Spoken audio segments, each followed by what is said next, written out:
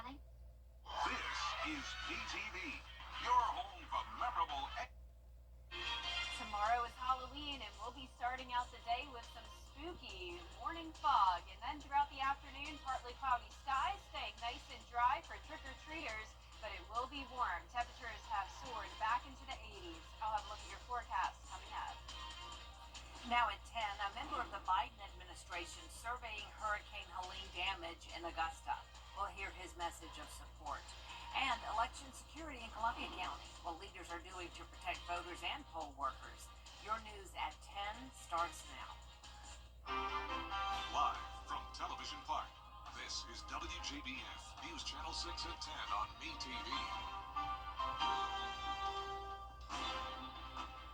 Good evening, everyone. I'm Jenny Montgomery. Thanks so much for joining us. Coverage you can count on begins as a member of the Biden administration visited Augusta today to look at the damage left behind by Hurricane Helene. Isabella Moody has more. The director of the White House Office of Intergovernmental Affairs, Tom Perez, and Mayor Garnett Johnson surveyed the damage and cleanup as well as FEMA's disaster recovery centers. Perez says he hopes if something like this happens again, Augusta will be ready. I'm not trying to be alarmist. I'm just trying to be realistic. And that is why there have been literally billions of dollars of investment from the administration in building out a resilient grid. And that has so many ramifications. One of the areas of focus, the Augusta Canal. Mayor Johnson says the city is working with the Natural Resources Conservancy Service to get that area restored. President Biden has communicated to NRCS his support for restoring the canal as quickly as possible. The mayor understands Augustans are worried the city won't have all the storm debris picked up within the 90 days FEMA requires. But the city is working to extend this time frame. Georgia Power will also be replacing all damaged streetlights, a total estimated about 800 by the end of Thanksgiving week. Mayor Johnson also thanks Team Rubicon, a veteran-led organization, for all the hard work they have done at no cost. Team Rubicon volunteers have removed 125,000 cubic feet of debris, served 150 individuals, installed more than 5,000 square foot of tarping, and completed 552 service hours directly to our community.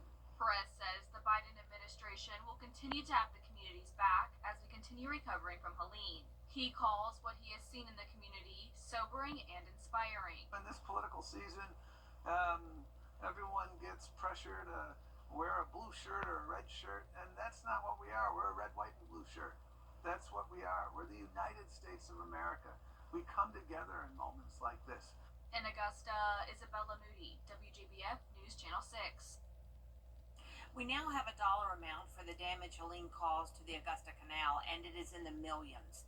3.5 miles of the canal trail from the pumping station to Savannah Rapids Pavilion remains closed to the public. The storm knocked down dozens of trees, many of them falling into the canal that will need to be removed to protect the water supply. The falling trees also damaged sections of the canal bank. Commissioners approving $4 million for repairs. That's more than $1 million a mile. Well over 100 trees that are down that are breaching the embankment, causing root balls, holes in the embankment. We have to get those out of there, cut the root balls out, then repack the dam. In addition, all those pose a risk to floating downstream and blocking the water intakes again. No word on when that section of canal will reopen. The money for the repairs is coming from the Utilities Department reserves, not the City General Fund. It's time now for our first check of the weather. Here's our Chief Meteorologist, Jenna Petracci. Well, Jenny, it was very warm today, which makes it really hard to believe that Halloween is right around the corner. Right now, our temperatures are in the mid-60s. We're under clear skies, and dew points are also in the low 60s. Winds are nice and calm. Here's a look at the temperatures across the CSRA. So mid to upper 60s, well above average for everyone. And as for satellite and radar, we did have a few passing clouds earlier, but it was completely dry. Tomorrow morning, when you're headed out the door, expect some patchy fog that could be dense at times, and we'll pretty much see the same thing over the next few days. For your Halloween morning, starting out the day in the upper 50s with that fog.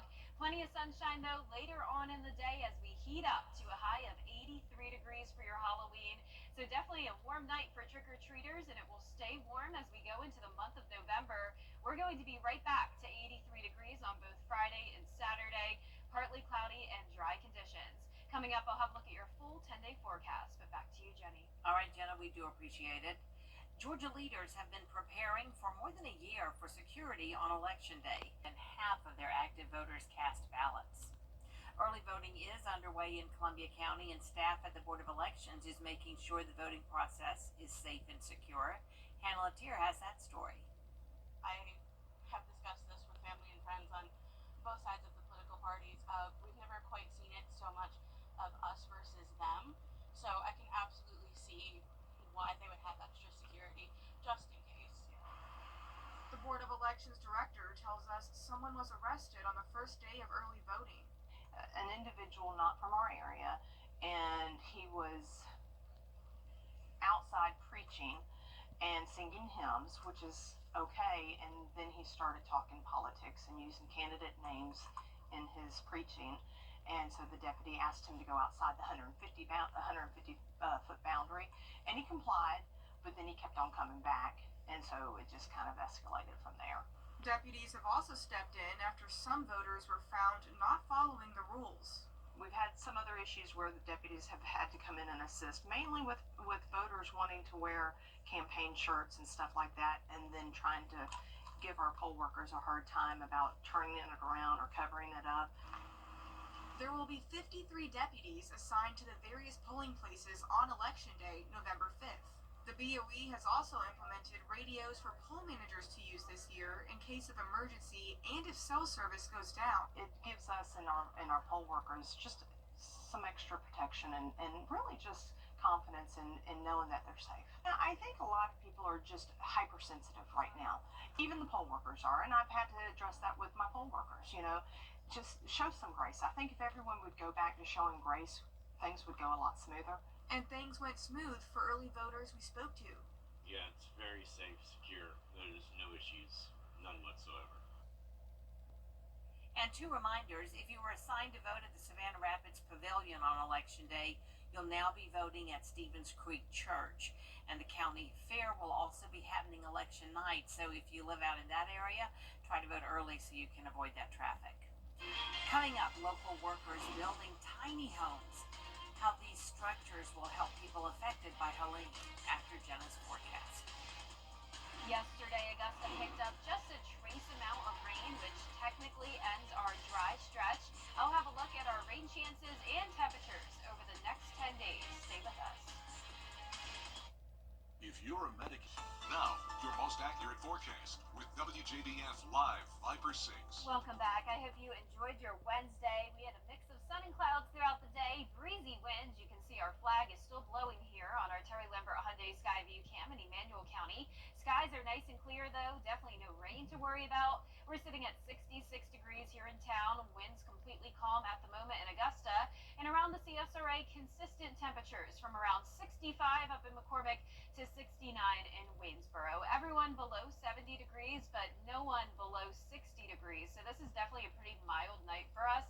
Satellite and radar not showing much going on. And as we zoom out here, same thing all across the southeast. High pressure is in control. But look at this powerful system out to the west of us. This is actually bringing a severe weather outbreak to parts of the Midwest and the plains. That will not be impacting us, luckily, and we will be having a really nice dry Halloween tomorrow. 83 degrees is your high temperature, so that is pretty warm for this time of the year, and the low is actually on the warm side as well, only at 58. So tomorrow, when trick-or-treating, keep in mind that some kids that are dressed in costumes with a lot of layers or maybe some furry animal-type costumes actually could be a little hot tomorrow. It's still going to be 83 at 4 o'clock and then upper 70s by 6 p.m. Once we get to around 9 to 11 o'clock at night, if you're still out and about late, it will be time for a light jacket or so, but still really not feeling too cold. Now let's look at how this compares to previous years. So back in 2020, we actually had a high of only 68 for Halloween, but the year prior, 88. So that just goes to show how much the temperatures vary around this time of the year. On average, though, once we get to the first week in November, that's when we typically see temperatures below 32 degrees. So that's when we usually have our first freeze on November 5th. But for November 5th this year, which happens to be Election Day, we'll be nowhere near freezing. It's actually going to be a pretty warm day, 83 degrees once again, low of 59. Notice the low temperatures staying in the upper 50s over the next several days to come, and by this time next week, all the way up to 60 degrees. No rain chance whatsoever over the next 7 days. We did pick up that trace amount though yesterday, which technically ended our 32-day dry streak. This makes us tied for 4th place for the longest dry streak. It actually puts us in 1st place with a tie back in 1953 for a trace amount of rain. So this means we are tied for 1st place for the driest October ever in Augusta history. So definitely interesting weather we've been having lately, from Helene to this dry spell. And over the next few days, you can see there's no chance of rain despite this strong cold front moving through. That really loses all of its intensity as it moves into the CSRA. So just some patchy fog in the mornings, some clouds in the afternoon, and that's about it. Lows tonight in the upper 50s with that fog, and highs tomorrow will be in the low 80s with a mix of sun and clouds. Here's a look at your 10-day forecast. Remember, we fall back an hour on Sunday. We've got to change the clocks as we now go into the month of November, and we'll have some really early sunsets around 5:30. Next week, it won't be feeling like fall, though, whatsoever, with temperatures in the low 80s still. All right, Jenna, thank you very much. Volunteers from an Edgefield County church are building tiny homes for people in need after Hurricane Helene. The tiny homes are 16 by 8 feet and will have all the basic amenities, including heaters, beds, and a 12-volt electrical system powered by solar panels. Most of them are just locals right here in our community, and the majority from our church. We do have some other guys who just kind of stepped in that heard about what we were doing and wanted to help. And there's probably altogether 20 to 25 that are working here. The homes will head to North Carolina within the next few days, and then the church plans to build even more next week. Stay with us. We are less than a week from Election Day. Coming up, we'll meet this week's WJBF Scholar Athlete and some big news about the future of the annual football game between two border states. Pure Goldstein has sports next. Hey, wanna know how many called the butler? At Tile Center, our highly trained design professionals will discuss your ideas and provide helpful suggestions to help you create that dream room from beginning to end. Our goal is to provide excellent customer service that instills confidence in our clients about the quality of products you select for your home. Come see why for yourself at any of our locations at Tile Center or online at tilecenter.com, your tile and stone experts.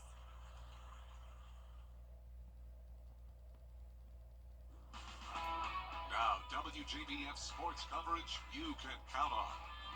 The Aiken High School volleyball team competed in the first round of the SCHSL state tournament as they looked to win the lower state division. The Green Hornets hosted Crestwood for the first round of state playoffs. Ball is served. It's volleyed by Bailey Rabin. Then off the set, Rabin finishes with the spike. Aiken extends their lead. Then Rabin dives for it. It's Katie Slack who will finish it off for the Green Hornets. And finally on match point, ball served by Aiken, returned by Crestwood. It's tipped at the net by Avery Abrams. Aiken gets the shutout victory against Crestwood in 3 sets. Head coach Jeremy Rinder spoke after the win, and he said he was very pleased with the fight he saw from his team. I'm so proud. Tonight, we rotated everybody in there tonight. Everybody got to contribute. Some of the younger players went in there and really executed and did all the things that we've been practicing. And veterans, people who've been playing a lot, were their biggest cheerleaders. And so for everybody to get in there and contribute, I'm super, super proud. And like I said, I think it's going to give us good momentum moving forward. The Green Hornets will continue their pursuit of their second state championship in 3 years next Monday. Over in GHSA softball, the ECI Bulldogs beat Irwin County 7-6 in round 2 of the state tournament to advance to the Elite 8. They'll face Schley County at 1 p.m. on Thursday, and we'll have score updates for you right here on News Channel 6. Gray Collegiate head football coach D'Angelo Bryant, formerly the head coach at Silver Bluff, was suspended on Wednesday for a violation of the league's rules on recruiting. Bryant and an assistant coach will miss the remainder of the season, including any postseason games. The War Eagles are currently 6-2 and tied for first place in Region 4-4A with North Augusta, with the two teams set to face off on November 8th.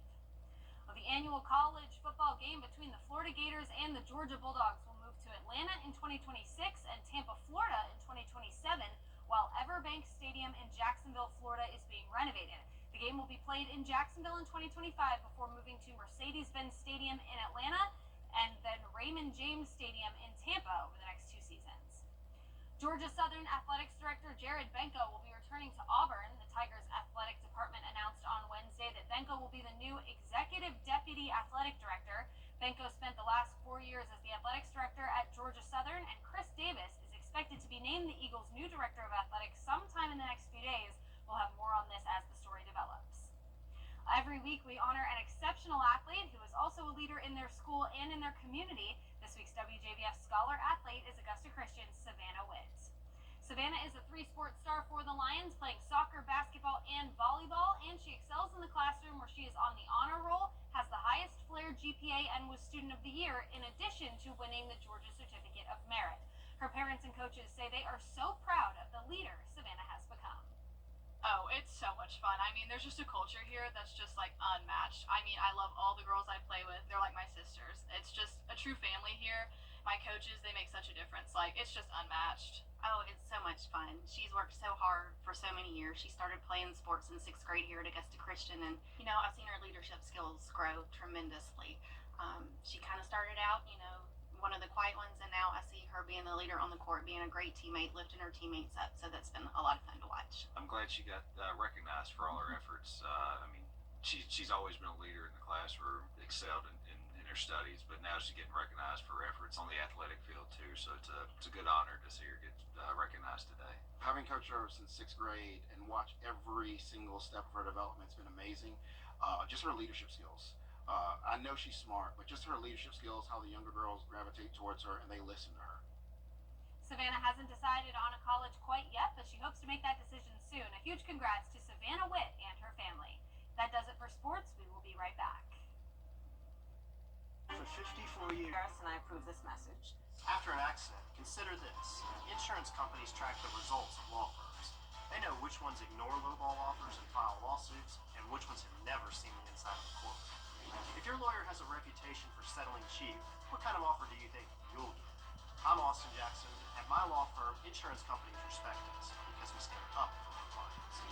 Injured? Call Austin Jackson, the Augusta guy. 706-724-7224. Election. Vehicles with starting MSRP under $30,000. And last but not least tonight, one Yankees fan received a very special gift from his community. His New York high school gifted him the tickets after years of loving service. Zion Dakota with the story. David Lancier can be described as the Yankees' biggest fan, so it came as a welcome surprise to him when members of the community rallied around him to give him surprise tickets to last night's Game 4 of the World Series. A few days ago, all I was supposed to do was championship volleyball match at the high school for phys ed. Little did I know I was being shot by getting these tickets. The gift was organized by a now adult Little League player whose games Lancier used to call, and Yankee Trails Travel Agency, of whom Lancier was a frequent passenger. I've been traveling Yankee Trails now for 12 years. I'd like to know how they knew then when I did 122 Yankee trips. If David's hundreds of trips or his proudly worn cap and jersey don't underscore his love of the Bronx Bombers, he can pull team memories out of a hat. I love the Yankees ever since they lost last one this title in 2009 with that great team of Jeter and Sabathia. Overall, for the baseball fan, he won't forget seeing in person his favorite team make an astounding comeback with that grand slam home run to stay alive in the World Series. Felt like this might start on the road to comeback and be the first team ever to come back from 3-0 to win the World Series. The Audi Club treated me with class and dignity. Yankee Trails did a great job getting me back down there and back. Now, Lancier tells me he doesn't want to attend any more World Series games as to not jinx the Yankees' chances of winning. So how do you feel, Kira? I'm okay with it. I'm having a tough time. I love to see other people getting to do things that they love and experience things that they love, so I'm happy for him. I'm having a tough time with it. She's though. being Whatever. nice. Whatever, I'm being really nice, but it's fine. Can we just go to weather, please? Just The go weather to looks really nice for Halloween. if you like the warm temperatures at least. I mean, it's going to be very warm for this time of the year. High of 83 Thursday, Friday, and again on Saturday. Down to the upper 70s on Sunday. That's when we turn the clocks back an hour. We get an extra hour of sleep, so that's always exciting. But I know a lot of people don't like those early sunsets. The sunset on Sunday will be around 5:30. So get out and about this week before we get to that and enjoy these later sunsets. Next week, we will still be warm into the first week in November with low 80s. I have to tell you, and I have this new little grandson. His name is Graham. His mom and dad, they're going to be s'mores. So he's the Hershey's chocolate, she's the marshmallow, and Graham is a graham Genius. cracker. That's very cute. So cute. Show us I love pictures. it. I'll have pictures. Can't wait for Halloween. The news continues at the top of the hour on WJBF News Channel 6 at 11. Hogan's Heroes is next here on MeTV. Go Dodgers.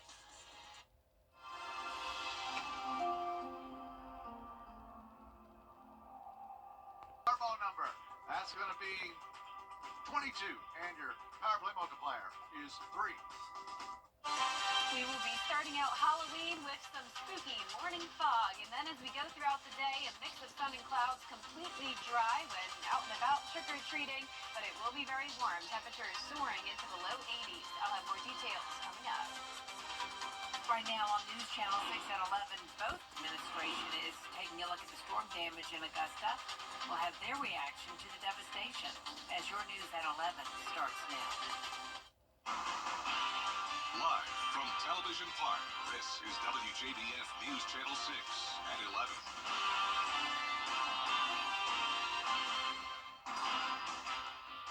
Good evening, everyone. I'm Jenny Montgomery. Thank you for joining us tonight. Coverage you can count on begins as we are in the final. It is time now for our first check of the forecast. Here's Chief Meteorologist Jenna Petracci.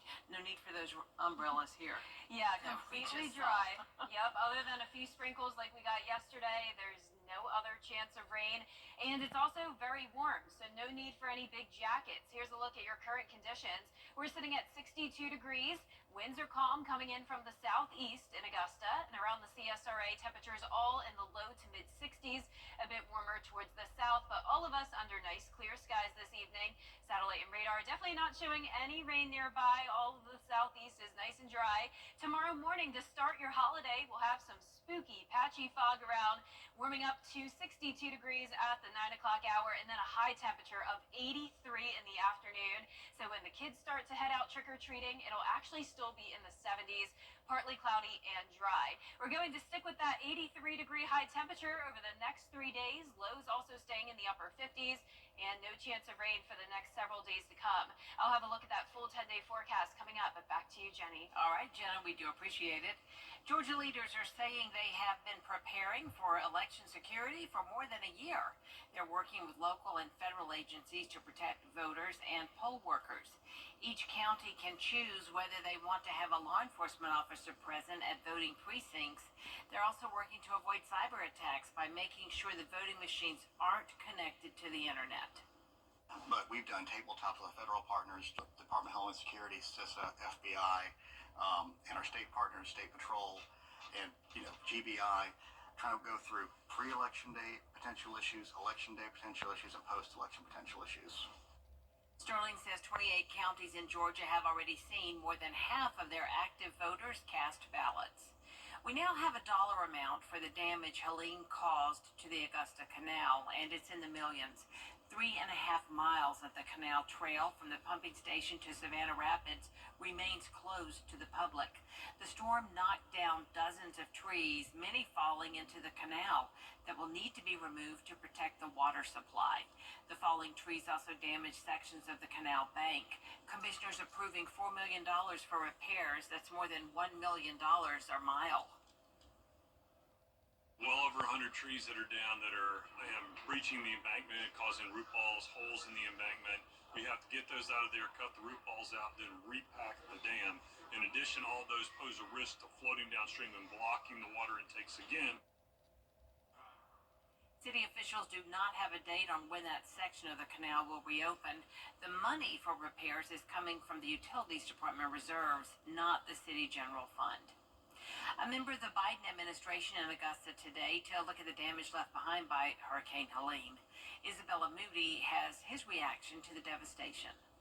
The director of the White House Office of Intergovernmental Affairs, Tom Perez, and Mayor Garnett Johnson surveyed the damage and cleanup as well as FEMA's disaster recovery centers. Perez says he hopes if something like this happens again, Augusta will be ready. I'm trying to be alarmist. I'm just trying to be realistic. And that is why there have been literally billions of dollars of investment from the administration in building out a resilient grid. And that has so many ramifications. One of the areas of focus, the Augusta Canal. Mayor Johnson says the city is working with the Natural Resources Conservancy Service to get that area restored. President Biden has communicated to NRCS his support for restoring the canal as quickly as possible. The mayor understands Augustans are worried the city won't have all the storm debris picked up within the 90 days FEMA requires. But the city is working to extend this time frame. Georgia Power will also be replacing all damaged streetlights, a total estimated about 800, by the end of Thanksgiving week. Mayor Johnson also thanks Team Rubicon, a veteran-led organization, for all the hard work they have done at no cost. Team Rubicon volunteers have removed 125,000 cubic feet of debris, served 150 individuals, installed more than 5,000 square foot of tarping, completed 552 service hours directly to our community. Perez says the Biden administration will continue to have the community's back as we continue recovering from Helene. He calls what he has seen in the community sobering and inspiring. In this political season, everyone gets pressure to wear a blue shirt or a red shirt, and that's not what we are. We're a red, white, and blue shirt. That's what we are. We're the United States of America. We come together in moments like this. In Augusta, Isabella Moody, WJBF News Channel 6. Coming up, one local high school football team's uniforms will look different for the remainder of the season. Details on Burton County's Guardian Cap after the forecast. And yesterday, we technically ended the dry stretch of weather because Augusta picked up a trace amount of rain. Now, will we have a higher chance of rain anytime soon? I'll have a look at your full forecast when we return. Let's face it, news is complicated. That's why WJBF.com makes it easy. Get clear, accurate stories that don't waste your time. Plus, get the latest video in one click with WJBF Plus. Get it all at WJBF.com. As we read the Live 5 for 6 Skyview Network, sponsored by Terry Lambert Hyundai. Now, your most accurate forecast with WJBF Live 5 for 6.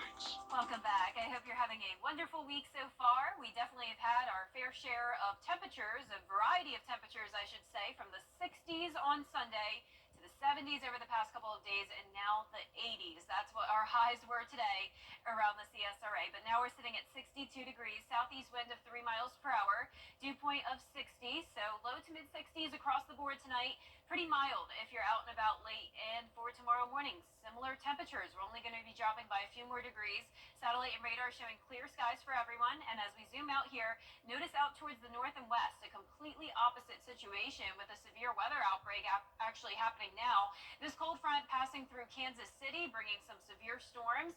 That will not be impacting us, and we'll take a look at it in a moment on our Futurecast. But for tomorrow, completely dry to celebrate the holiday. It's going to be a warm one, 83 degrees, and low temperatures only going down into the upper 50s. So that means even by 10 o'clock at night, we're still talking mid-60s. So there's really no need for the kids to bundle up. In fact, with some costumes with a lot of layers, it actually may be feeling pretty hot as temperatures will still be in the upper 70s by 6 p.m., low 70s by 8 p.m., mix of sun and clouds. Let's look at how this compares to previous years. So last Halloween, we had a high of 71, and then just a few years back, we actually only had highs in the upper 60s, but that was just after a year of 88 degrees. So that just goes to show how much the temperatures fluctuate in the southeast around this time of the year. And on average, once we go into the first week of November, that's when we typically have freezing temperatures. That will not be the case this year, though. So November 5th is Election Day, and that's when we'll see a low temperature of 59, so nowhere near freezing, and our high will be 83, just like it will be on Halloween. Low temperatures will be staying consistent in those upper 50s, and even all the way up to 60 by this time next week, with not a drop of rain expected. So pretty much we're still at 0 inches, despite that trace amount we picked up yesterday. Technically,